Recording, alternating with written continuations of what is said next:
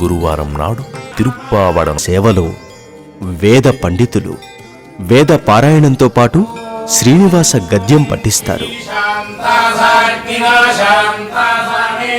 శ్రీ వెంకటేశ్వర స్వామికి బంగారు వాకిలి వద్ద నుండి నేరుగా సమర్పించే అన్న నివేదన ఇది.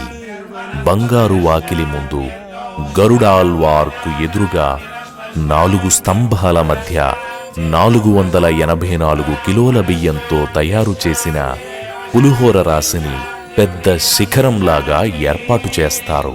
పులిహోర అన్నరాశిని కొన్ని భాగాలుగా తయారు చేసి పైభాగాన పెద్ద అన్నకూటాన్ని శిఖరంలాగా 8 దిక్కులా 8 శిఖరాలను ఏర్పాటు చేసి అన్నరాశిని నైవేద్యానికి సిద్ధం చేస్తారు. అందుకే ఈ తిరుప్పావడను అన్నకూట మహోత్సవం అని పిలుస్తారు.